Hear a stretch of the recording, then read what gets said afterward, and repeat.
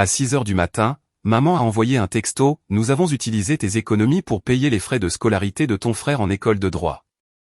Tu les remplaceras avant janvier. » Puis papa a ajouté, « Tu vis ici gratuitement. Commence à te rendre utile. » J'ai répondu, « C'est noté. » J'ai préparé mon sac, je suis sorti et j'ai laissé un seul dossier sur le bureau. À midi, mon frère hurlait, maman pleurait et papa appelait tous ceux qu'il connaissait. Je m'appelle Joshua. J'ai 24 ans. Et s'il y a une chose que j'ai apprise sur le fait d'être le fils sur qui on peut compter, c'est que personne ne vous voit jamais vraiment. Je suis revenu vivre à la maison il y a 3 ans après avoir décroché un emploi d'ingénieur logiciel en ville. Le trajet était rude, mais maman insistait sur le fait que c'était judicieux financièrement. Elle disait que je pourrais économiser de l'argent pendant qu'ils avaient 7 chambres supplémentaires. Papa hochait la tête. Mon frère aîné Marc venait de quitter un autre emploi et avait besoin de retrouver son ancienne chambre, alors j'ai pris le sous-sol, des murs en béton froid, une seule fenêtre près du plafond et un chauffage d'appoint qui fonctionnait à peine. Mais la famille, c'est la famille, n'est-ce pas? Ce dont personne ne parlait, c'était l'arrangement qui a suivi. Ça a commencé petit à petit. Maman a mentionné un mois que le paiement de l'hypothèque était serré. Elle l'a dit avec ce sourire désolé, comme si elle détestait demander. J'ai viré $2000 l'après-midi même. Puis ce fut la taxe foncière. Puis le chauffe-eau a lâché. Puis Marc a eu besoin d'aide pour son assurance auto parce qu'il était encore entre 2 opportunités.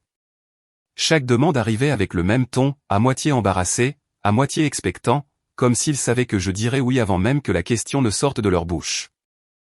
Je disais toujours oui. Marc était l'enfant prodige. Ce n'est pas de l'amertume qui parle, c'est juste un fait observable. C'était celui dont il se vantait lors des dîners de famille, même lorsqu'il était au chômage depuis 8 mois. Il reprenait sa vie en main. Il explorait des options. Il avait du potentiel. Quand j'ai été promu ingénieur senior et que mon salaire a bondi de 40%, le seul commentaire de papa a été qu'il était temps que les entreprises reconnaissent le travail acharné. Puis il a demandé si je pouvais couvrir le renouvellement de l'assurance habitation. Je tenais un tableur. Chaque paiement, chaque virement, chaque facture que j'absorbais discrètement. Ce n'est pas la colère qui m'a poussé à faire ce suivi. C'était plutôt comme une documentation. La preuve que j'existais dans cette maison en tant qu'autre chose que le fantôme du sous-sol qui partait travailler avant l'aube et rentrait après le dîner. Le tableur contenait 3 années d'entrée. Paiement d'hypothèque toujours à temps. Facture de service public jamais en retard. Taxe foncière payée intégralement chaque trimestre. L'assurance auto de Marc mois après mois. Sa facture de téléphone. Ses paiements minimums de carte de crédit quand les temps étaient durs. Les soins dentaires d'urgence pour maman. Le nouveau toit après la tempête. Les copaiements médicaux de papa. Les vacances familiales à Canquin auxquelles je n'étais bizarrement pas invité, mais que j'avais sans aucun doute aidé à financer. 143 000 $. Je n'ai jamais mentionné ce chiffre à voix haute. À quoi bon? Soit il se sentirait coupable, soit il serait sur la défensive, et aucune de ses réactions ne changerait quoi que ce soit. C'était juste ce qu'on faisait pour la famille. On répondait présent. On payait. On restait silencieux. Marc vivait dans son ancienne chambre à l'étage, sans loyer, sans facture, sans responsabilité. Il avait 31 ans. Il passait la plupart de ses journées à jouer aux jeux vidéo et à parler de son prochain grand projet, l'école de droit peut-être, ou une école de commerce. Ou peut-être qu'il lancerait un podcast sur l'entrepreneuriat. Les idées changeaient toutes les quelques semaines, mais le mode de vie ne changeait jamais. Maman lui apportait parfois le petit déjeuner au lit. J'achetais les courses. Papa tapait sur l'épaule de Marc en disant qu'il était fier de lui parce qu'il prenait le temps de réfléchir à son avenir. Je payais l'hypothèque qui maintenait le toit au-dessus de la tête de Marc pendant qu'il réfléchissait. Je pensais que c'était ce que la famille faisait. Je pensais qu'être fiable signifiait quelque chose. Je pensais qu'un jour quelqu'un remarquerait l'échafaudage que j'avais construit autour de leur vie, soutenant tout en restant invisible. Je me trompais. Le texto est arrivé à 6 heures du matin un mardi. J'étais déjà réveillé, à moitié de mon premier café, en train de réviser du code avant mon trajet. Mon téléphone a vibré contre le comptoir de la cuisine. Le nom de maman a éclairé l'écran, « Nous avons utilisé tes économies pour payer les frais de scolarité de ton frère en école de droit. Tu les remplaceras avant janvier. » Je l'ai lu 2 fois, puis 3, puis 4, espérant que les mots se réorganisent en quelque chose qui ait du sens. Mais ils n'ont pas changé. Ils restaient là, clairs, froids et impossibles. Mon compte d'épargne, celui que je construisais depuis l'université, 47 000 $. 4 ans d'épargne disciplinée, de vacances sautées, de déjeuners emportés et de refus de choses dont j'avais envie. Disparu. Ma main s'est figée autour de la tasse de café. Avant que je puisse digérer l'information, un autre texto est arrivé. Papa, cette fois, tu vis ici gratuitement. Commence à te rendre utile. La cuisine était totalement silencieuse, à l'exception du ronronnement du réfrigérateur et du bruit lointain du trafic à l'extérieur. Je fixais l'écran, regardant les mots se brouiller légèrement alors que mes yeux refusaient de faire le point correctement.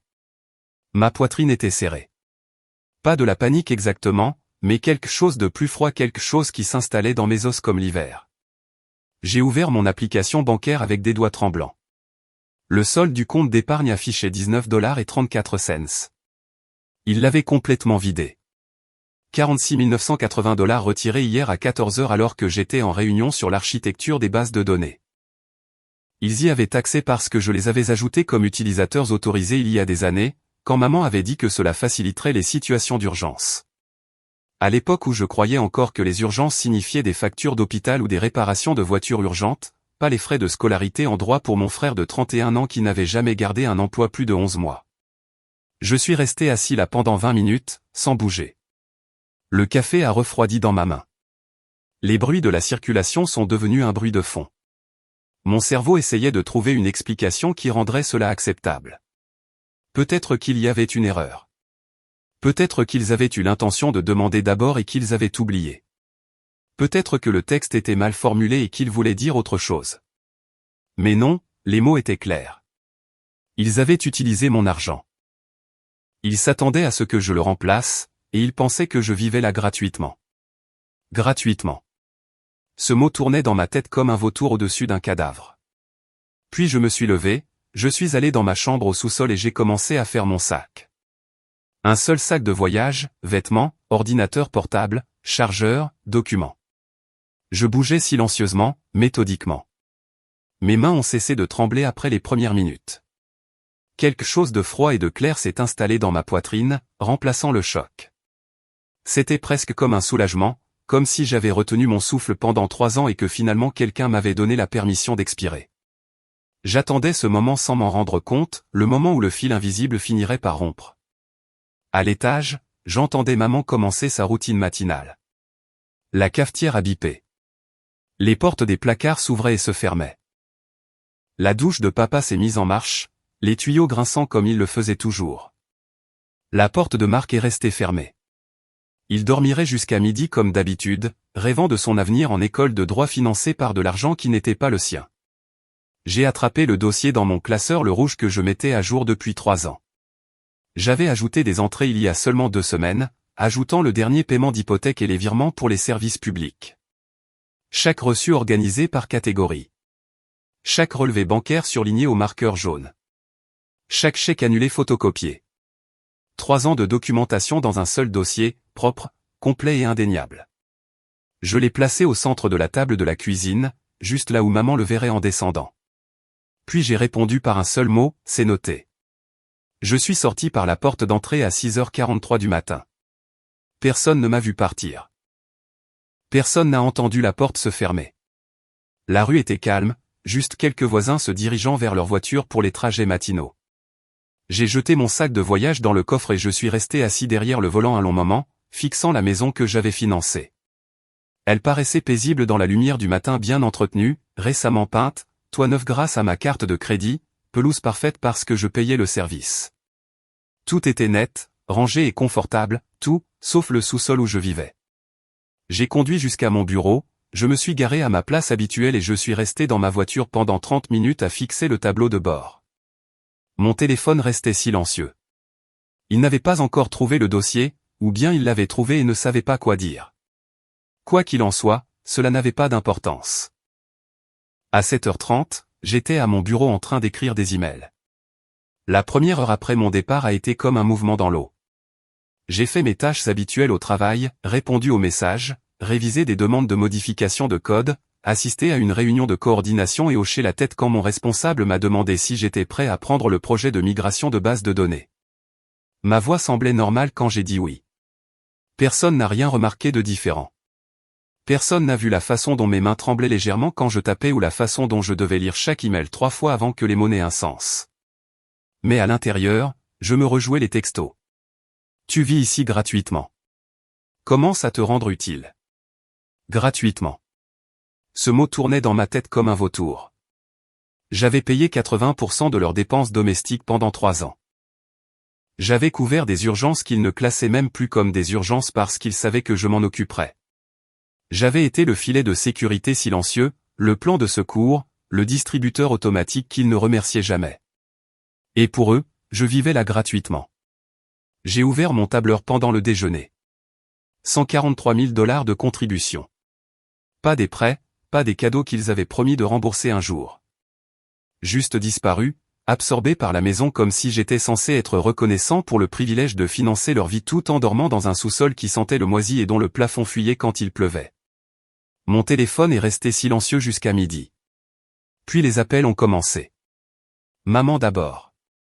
J'ai laissé passer sur la messagerie vocale.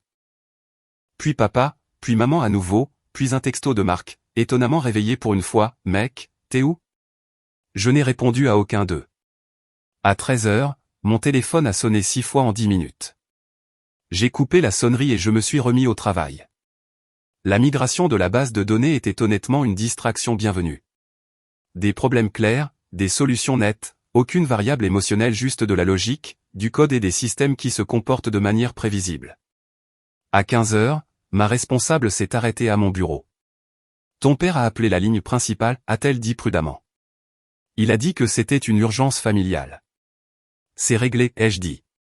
Elle m'a regardé un long moment, l'air inquiet mais professionnel. Puis elle a hoché la tête et s'est éloignée. J'ai apprécié qu'elle n'insiste pas, elle me faisait simplement confiance pour savoir ce que j'avais à gérer. À 16h, j'avais 17 appels manqués et 12 messages textes. Je n'en ai lu aucun. Quoi qu'ils disent, cela n'avait pas d'importance. Ils avaient déjà dit tout ce qu'il y avait à dire à 6h ce matin. J'ai quitté le travail à 17h30 et j'ai conduit jusqu'à un hôtel près de l'autoroute. Un séjour prolongé, un Wi-Fi correct, des tarifs à la semaine, le genre d'endroit où les voyageurs d'affaires séjournent lors de longs projets et où personne ne pose de questions.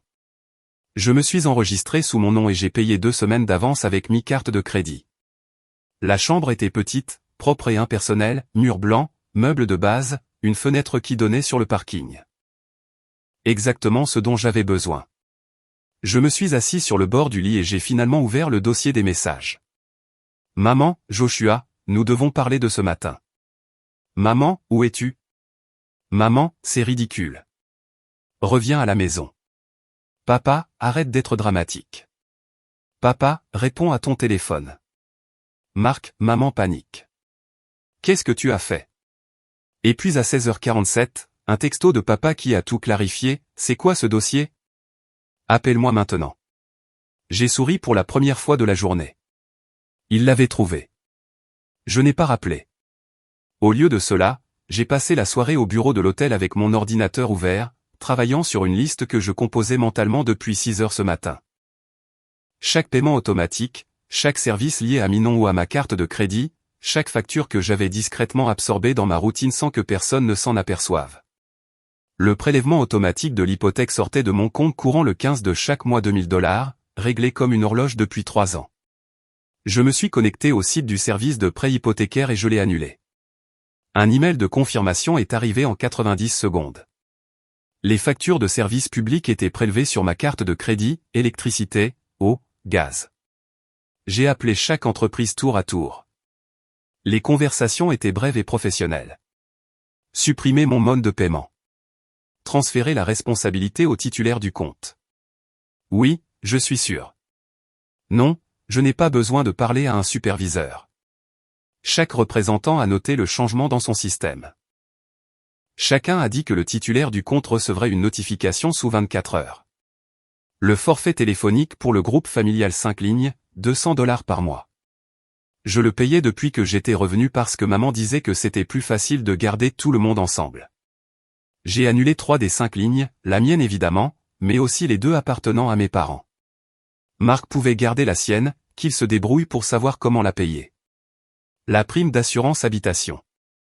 Je n'étais pas sur l'acte de propriété, mais je la payais depuis 2 ans consécutifs parce que l'assurance immobilière coûte cher et qu'ils avaient un mois difficile qui, d'une manière ou d'une autre, ne s'est jamais arrangé. J'ai appelé la compagnie d'assurance et j'ai expliqué que je n'étais plus responsable financièrement de la propriété. Ils l'ont noté dans le système et ont dit que le titulaire de la police recevrait une notification de la résiliation prochaine sous 14 jours.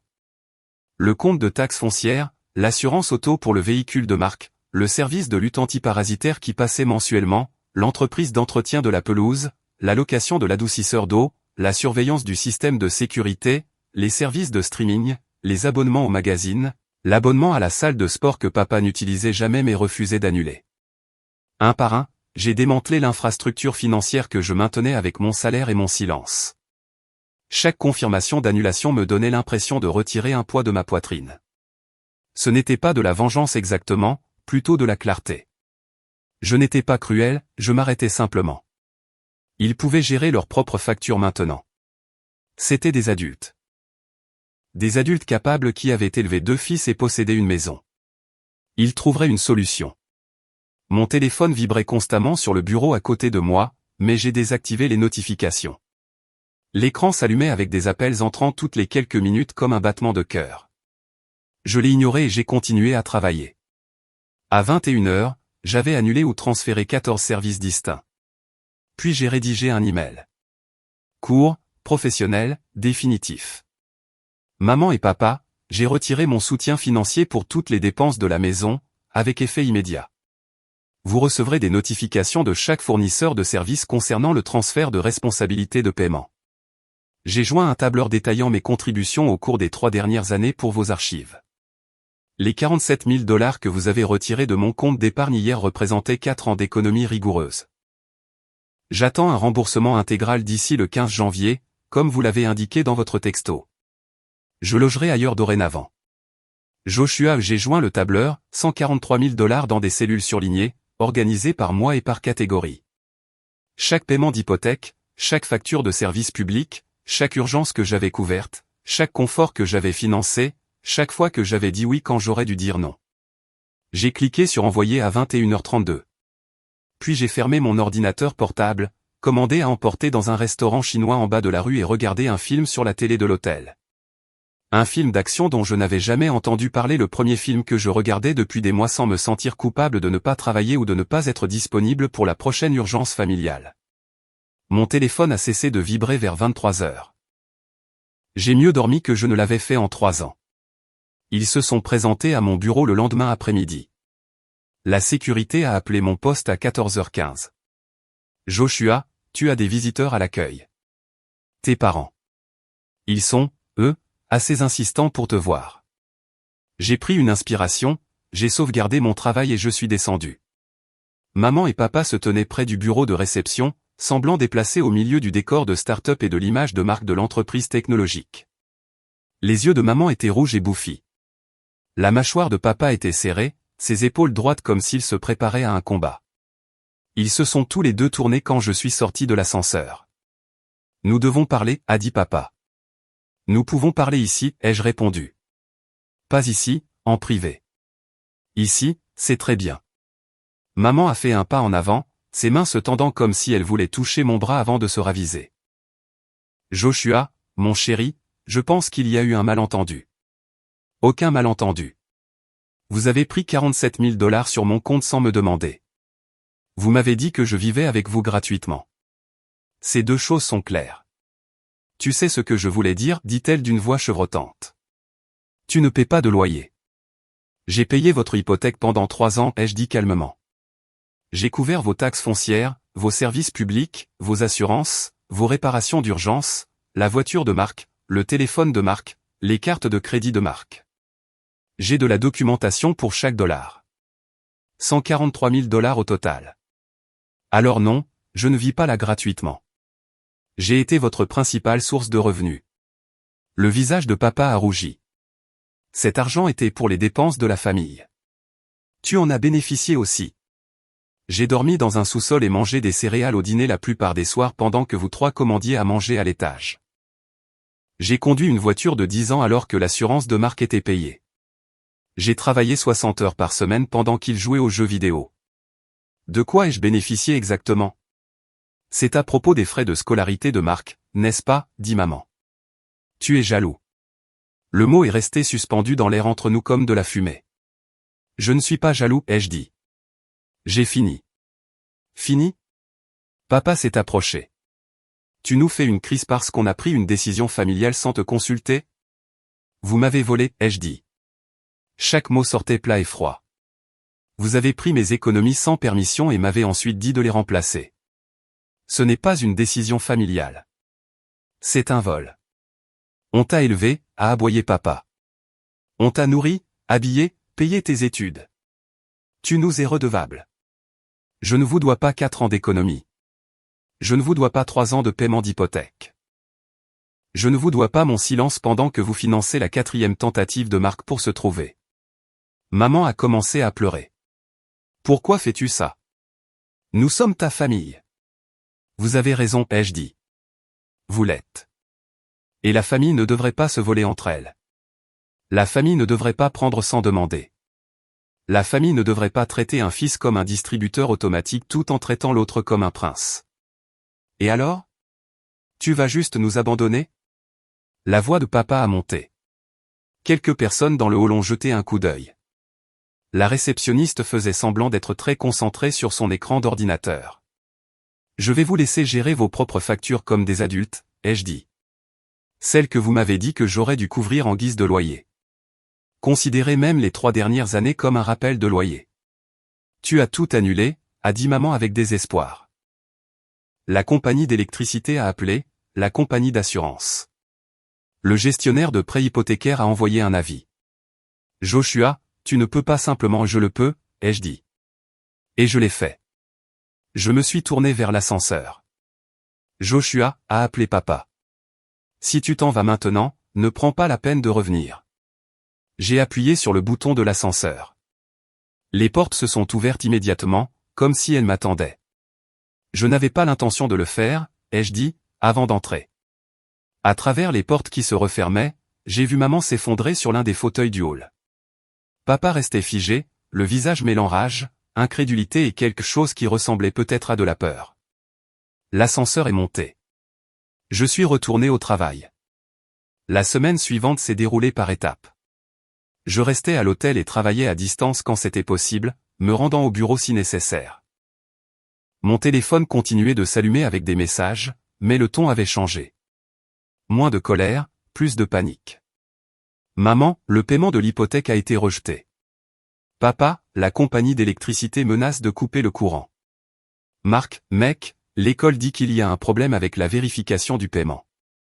Ce dernier message a attiré mon attention. J'ai fait des recherches ce soir-là. Il s'avère que les facultés de droit vérifient les sources de financement pour le paiement des frais de scolarité, surtout pour les montants importants. Ils veulent s'assurer que l'argent ne provient pas de prêts qui n'auraient pas été correctement documentés ou de sources qui pourraient être contestées. C'est une mesure de prévention de la fraude, une pratique courante pour toute institution acceptant des paiements à 5 chiffres. Mes parents avaient fait un chèque à partir de leur compte joint pour le premier semestre de Marc, 47 000 $ le montant exact qu'ils m'avaient pris. Mais leur compte joint n'avait pas 47 000 $. Ils n'avaient jamais eu 47 000 $. Ils vivaient au jour le jour, dépensant l'argent aussi vite qu'il rentrait. Ils ne contenaient mes 47 000 $ que parce qu'ils avaient été transférés de mon compte d'épargne la veille du jour où ils avaient fait le chèque. J'ai appelé le service des fraudes de ma banque le lendemain matin. Je dois signaler un retrait non autorisé, ai-je dit au représentant. Mes parents ont retiré 46 980 $ de mon compte d'épargne sans permission. Je les avais ajoutés comme utilisateurs autorisés pour les urgences uniquement. Ce n'était pas une urgence. La représentante a pris mes informations, numéro de compte, date, montant et description de l'utilisation non autorisée. Elle a posé des questions détaillées sur les modalités d'accès au compte et la nature du retrait. Elle m'a demandé si je voulais porter plainte. Pas encore, ai-je dit. Je veux que ce soit documenté et je veux connaître mes options. Elle m'a expliqué le processus, dépôt de litige, période d'enquête et inversion potentielle si la fraude est confirmée. La sécurité de la banque examinerait l'historique des transactions et les termes de l'accord d'utilisateur autorisé sur une période de 15 à 30 jours. Je l'ai remercié et j'ai raccroché. Ensuite, j'ai déposé le litige officiellement, en soumettant chaque document qu'il demandait. Les banques prennent la fraude au sérieux, surtout lorsqu'elle implique des montants importants et un abus manifeste de l'accès aux comptes. L'enquête gèlerait la piste des fonds. Et si la faculté de droit faisait preuve de diligence raisonnable sur la vérification des paiements, elle remarquerait le gel. Elle verrait un litige pour fraude attaché au montant exact du chèque de scolarité de Marc.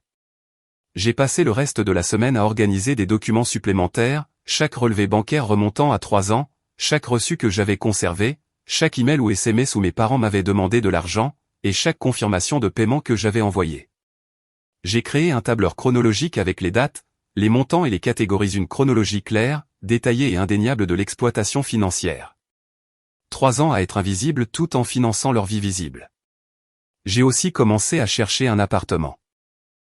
J'ai trouvé un endroit à l'autre bout de la ville, près de mon bureau, 2 pièces, une bonne luminosité, une cuisine récemment rénovée, et aucun sous-sol nulle part dans l'immeuble.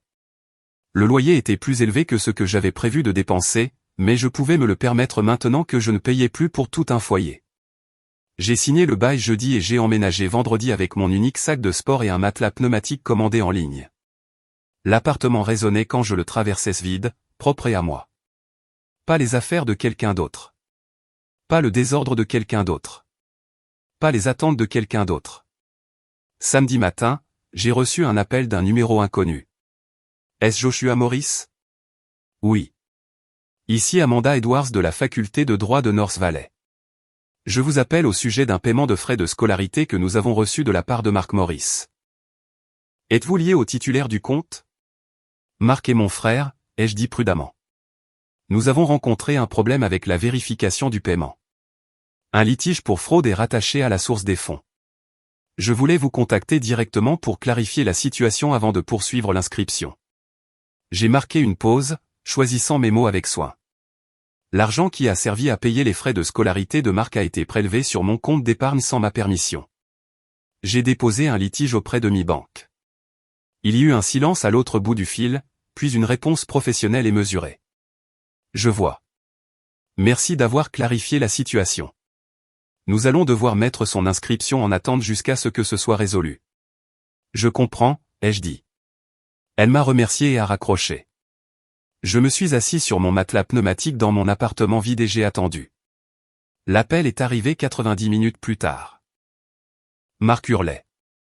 Sa voix passait à travers le téléphone comme une tempête. Qu'est-ce que tu as dit à la faculté de droit? Je l'ai mis sur haut-parleur et j'ai posé le téléphone sur le sol. Je leur ai dit la vérité. L'argent des frais de scolarité a été pris sur mon compte sans permission. Tu es fou. Tu es vraiment fou. Tu sais ce que tu viens de faire? Je sais exactement ce que j'ai fait. Ils ont mis mon inscription en suspens. Ils pourraient annuler mon admission. Tout ça parce que tu fais une crise pour de l'argent. L'argent que vous avez volé, ai-je dit calmement. Je n'ai rien volé. Maman et papa ont payé mes frais de scolarité.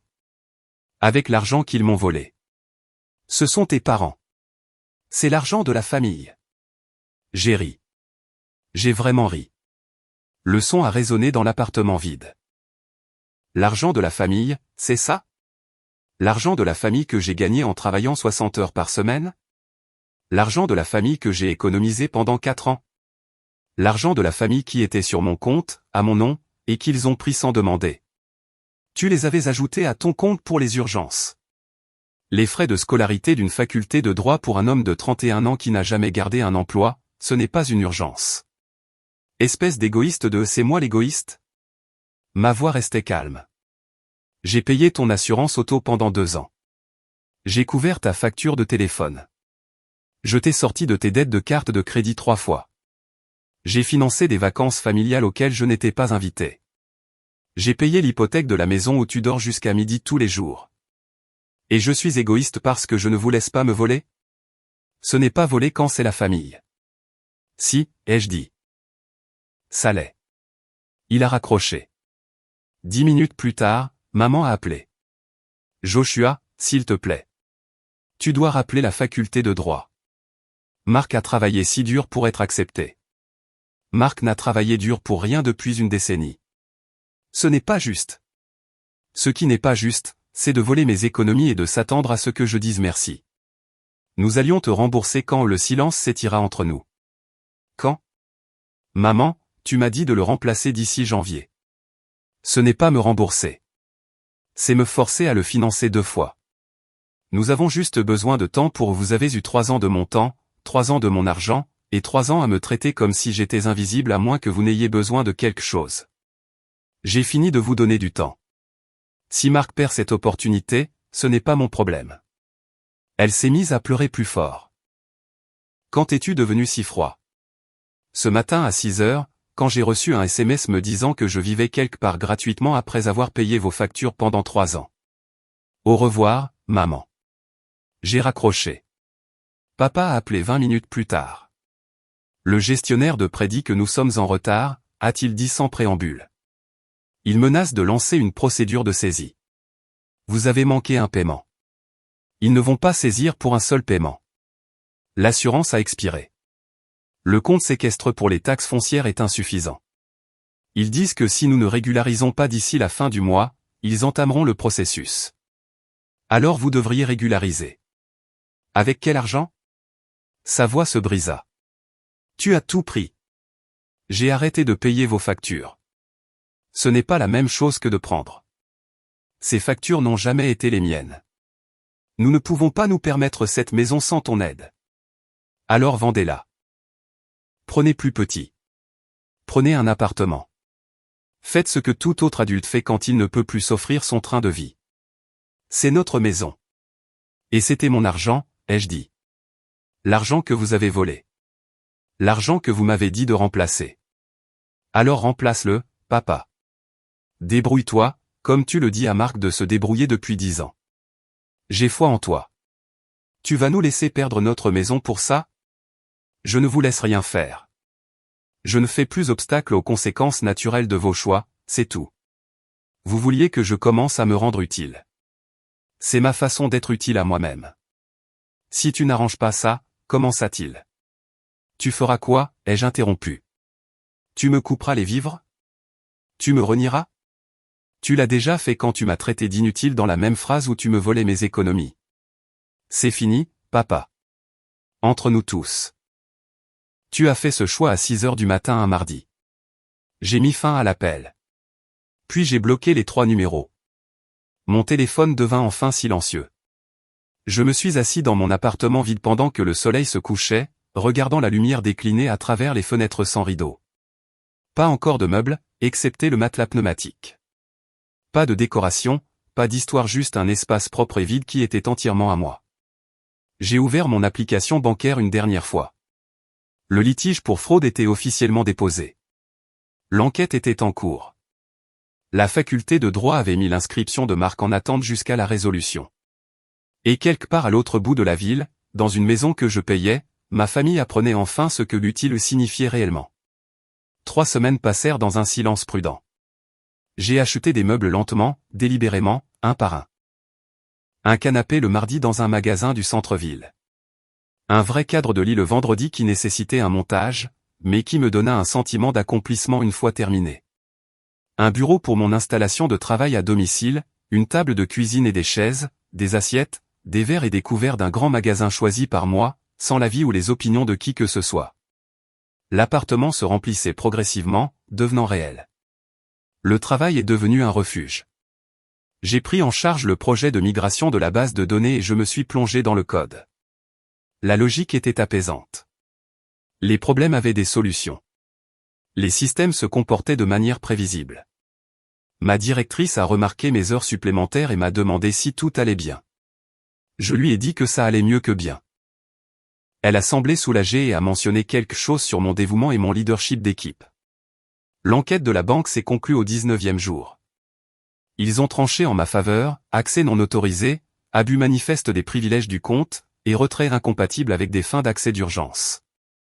Les 46 980 $ ont été restitués sur mon compte d'épargne avec une lettre d'excuse formelle du service des fraudes et une recommandation de revoir les accords d'utilisateurs autorisés. Cela signifiait que le chèque que mes parents avaient fait à la faculté de droit avait été rejeté. L'inscription de Marc a été officiellement annulée au 21e jour. Je l'ai appris par un message vocal d'un numéro inconnu. Le bureau d'Amanda appelait par courtoisie pour m'informer que la situation avait été résolue et que l'étudiant en question devrait présenter une nouvelle demande au prochain cycle. Son ton était professionnel, mais je pouvais percevoir le jugement sous-jacent. Les familles qui ne savaient pas tenir leurs finances en ordre n'avaient pas leur place dans de prestigieuses facultés de droit. J'ai supprimé le message. Le 23e jour, j'ai reçu une lettre transférée de mon ancienne adresse, un avis de saisie immobilière, première étape. Ils avaient 60 jours pour régulariser les paiements, faute de quoi la banque entamerait les procédures. La lettre était adressée à mes parents, mais quelqu'un avait griffonné mon nom sur l'enveloppe et l'avait envoyée à mon bureau. Je l'ai classée sans lire au-delà de la première page. Le 28e jour a apporté un email d'une cousine que je connaissais à peine. Elle avait entendu dire que les choses étaient compliquées avec mes parents et voulait s'assurer que j'allais bien. Apparemment, les rumeurs familiales allaient bon train avec des histoires de fils ingrats, de parents trahis et de disputes d'argent. J'ai répondu par un simple merci d'avoir pris des nouvelles sans donner de détails. Je n'avais pas besoin d'en donner. Les personnes qui comptaient connaissaient la vérité. Les autres ne valaient pas la peine de s'expliquer. Le 30e jour, je me suis inscrit à une salle de sport près de mon appartement. J'ai commencé à y aller avant le travail, soulevant des poids et courant sur le tapis. La routine faisait du bien. Une structure sans obligation. Un effort avec des résultats visibles. Personne ne me demandait rien, excepté ma carte de membre à la réception. Le 34e jour, j'ai reçu un SMS d'un numéro que je ne reconnaissais pas, c'est ta mère qui t'appelle depuis le téléphone d'une amie puisque tu m'as bloqué. Nous vendons la maison. Nous déménageons dans un appartement à Riverside. Marc travaille dans un entrepôt en attendant de décider de la suite. Ton père a dû prendre un emploi à temps partiel dans une quincaillerie pour joindre les deux bouts. J'espère que tu es content de ce que tu as fait à cette famille. Je l'ai lu 2 fois. Puis j'ai tapé une réponse, j'espère que l'appartement vous conviendra. Je l'ai fixé pendant un long moment. Puis je l'ai supprimé sans l'envoyer et j'ai bloqué le nouveau numéro. Ils voulaient que je me sente coupable, que j'accoure pour tout arranger comme je l'avais toujours fait. Que je sois utile selon leur définition du mot utile depuis 3 ans. Mais la culpabilité exige de croire que l'on a fait quelque chose de mal. Et empêcher quelqu'un de vous voler n'est pas mal. Laisser des adultes affronter les conséquences de leur choix ne l'est pas non plus. J'ai passé le 35e jour à organiser correctement mon bureau à domicile. Le bureau face à la fenêtre avec vue sur la ville. Des plantes sur l'étagère parce que j'avais lu qu'elles amélioraient la qualité de l'air. Des œuvres d'art encadrées que j'avais choisies moi-même dans une galerie locale. L'appartement semblait habité maintenant confortable, un endroit qui reflétait qui j'étais réellement au lieu de qui j'étais censé être. Ce soir-là, j'ai mis à jour mon tableur une dernière fois. 143 000 $ de contribution sur 3 ans. 47 000 $ récupérés via le litige pour fraude. Perte nette, 96 000 $. J'ai regardé ce chiffre pendant longtemps. Puis j'ai ajouté une dernière ligne, coût de la liberté, 96 000 $. En valait la peine? Oui. J'ai fermé le tableur et je l'ai archivé dans un dossier que je n'ouvrirai probablement plus jamais. Je n'avais plus besoin de le regarder. Il avait servi son but. La documentation était devenue une preuve, puis une libération. Le lendemain matin, je me suis réveillé dans mon propre appartement, j'ai fait du café dans ma propre cuisine et je me suis préparé pour le travail sans que personne ne me demande quoi que ce soit. Pas de SMS pour des factures, pas d'appel pour des urgences, pas de culpabilité de ne pas en faire assez. Juste le silence. Un silence propre, paisible et coûteux. J'avais payé 143 000 $ sur 3 ans pour apprendre ce que je valais pour ma famille, puis j'avais payé à nouveau en perte de soutien pour apprendre ce que je valais pour moi-même. Le second paiement était le meilleur investissement. À mon bureau cet après-midi-là, ma directrice est passée avec des nouvelles d'une opportunité de promotion, un poste de chef d'équipe, une augmentation significative, plus de responsabilités. Elle a dit que j'avais fait un travail exceptionnel ces derniers temps, concentré, motivé, présente le genre de leadership qu'il voulait cultiver. J'ai accepté sur le champ. Ce soir-là, je me suis offert un dîner dans un bon restaurant du centre-ville. Je me suis assis seul à une table près de la fenêtre et j'ai commandé un vin cher que je n'avais jamais goûté. Je n'ai pas vérifié mon téléphone une seule fois. Le serveur a demandé si je fêtais quelque chose. Un nouveau travail, ai-je dit. Félicitations, a-t-il répondu avec un sourire sincère. J'ai levé mon verre à personne en particulier aux nouveaux emplois, aux appartements vides qui deviennent des foyers, aux tableurs que l'on arrête enfin de mettre à jour, aux familles que l'on construit plutôt qu'à celles où l'on est né, au fait d'être utile à soi-même d'abord. Le vin était excellent. De l'autre côté de la fenêtre, les lumières de la ville s'allumaient une à une tandis que le soleil se couchait. Quelque part par là, mes parents faisaient des cartons pour un appartement à Riverside. Marc apprenait ce qu'était une semaine de travail de 40 heures. Papa scannait de la quincaillerie pour des clients au salaire minimum. Maman pleurait probablement sur la façon dont son fils ingrat avait détruit la famille. Et j'étais ici, dans un restaurant que je pouvais me payer, buvant un vin que j'avais choisi, célébrant une promotion que j'avais gagnée par mon propre travail sans que personne n'en tire profit ou n'en demande sa part. J'étais sorti de cette maison avec un seul sac de sport et un dossier de reçu. J'avais laissé derrière moi 96 000 $ et 3 ans de servitude invisible. Ce que j'avais gagné était plus difficile à quantifier, mais impossible à ignorer, la paix, la clarté, des limites, le respect de soi, la certitude que je pouvais me faire confiance pour faire des choix difficiles quand c'était nécessaire. Le genre de richesse qui n'apparaît pas sur les tableurs mais qui change tout malgré tout. J'ai fini mon vin, payé l'addition avec mon propre argent que personne ne volerait, et je suis rentré à pied dans l'air frais de la soirée. La ville était vivante autour de moi, de gens se rendant au dîner, dans des bars, vers leur propre vie. Je n'étais qu'une personne de plus dans la foule désormais. Pas le fil sur qui on peut compter. Pas le distributeur automatique de la famille. Juste Joshua, 24 ans, ingénieur logiciel, chef d'équipe, une personne qui avait appris à dire non. Demain, je commencerai mon nouveau rôle. La semaine prochaine, j'achèterai de vraies œuvres d'art pour les murs. Le mois prochain, je prendrai des vacances que je n'aurai pas à financer pour quelqu'un d'autre. Peut-être quelque part où il fait chaud. Peut-être quelque part où je n'étais jamais allé. La porte de l'appartement s'est refermée derrière moi avec un léger clic. J'ai allumé les lumières, retiré mes chaussures et je me suis tenu au centre de mon salon. Vide il y a 3 semaines, meublé maintenant, totalement mien. Mon téléphone restait silencieux sur le comptoir de la cuisine. Pas de message, pas d'appel, pas d'urgence qui n'en était pas vraiment. Personne ne me demandait d'être utile tout en me traitant comme si j'étais invisible. Juste le silence. Un beau silence, durement gagné, à 96 000 $. Je n'avais jamais été aussi utile de ma vie que maintenant, debout dans mon propre appartement, vivant ma propre vie, faisant mes propres choix. Le sous-sol était désormais le problème de quelqu'un d'autre.